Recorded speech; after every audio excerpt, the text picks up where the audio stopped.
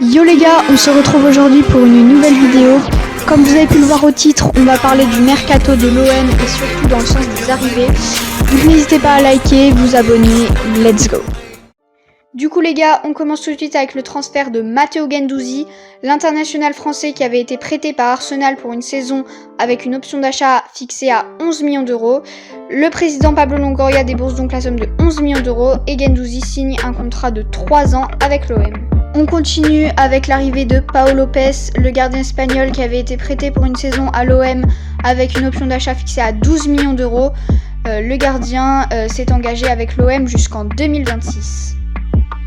On enchaîne avec l'arrivée d'Under, le milieu de terrain qui a été prêté par la Roma avec option d'achat obligatoire de 8,5 millions d'euros. Il est sous contrat à l'OM jusqu'en 2025. On poursuit avec Arkadiusz Milik qui avait été prêté par Naples, une saison et demie avec une option d'achat obligatoire à 8 millions d'euros. Pablo Longoria paye donc la somme pour le transfert du Polonais.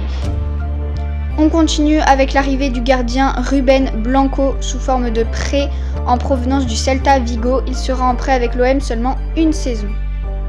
On poursuit avec l'arrivée du défenseur Chancel Mbamba qui arrive libre de Porto. Il s'est engagé 3 saisons en faveur de l'OM. Et pour renforcer la défense, Pablo Longoria débourse 7 millions d'euros pour l'arrivée de Isaac Touré, le jeune défenseur du Havre qui s'est engagé jusqu'en 2027 avec le club phocéen.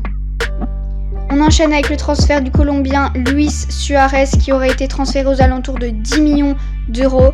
L'attaquant s'est engagé 5 ans avec l'Olympique de Marseille. Et encore pour renforcer la défense, Pablo Longoria conclut un prêt d'une saison avec Arsenal pour Nino Tavares. Par contre, l'OM paiera l'intégralité de son salaire. On continue avec Samuel Gigot qui rejoint l'OM en provenance du Spartak Moscou. Il s'engage jusqu'en 2025 avec l'OM. Et pour finir, bien évidemment, l'arrivée de Jonathan Klaus, le latéral droit de Lens, à qui il restait 1 an de contrat. Pablo Longoria débourse donc 10 millions d'euros pour le transfert de l'international français de 29 ans. Et Jonathan Klaus s'engage jusqu'en 2025 avec l'OM. Du coup les gars, c'est la fin de cette vidéo, j'espère qu'elle vous aura plu.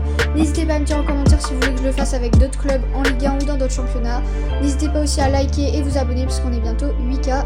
Et nous on se retrouve dans une prochaine vidéo.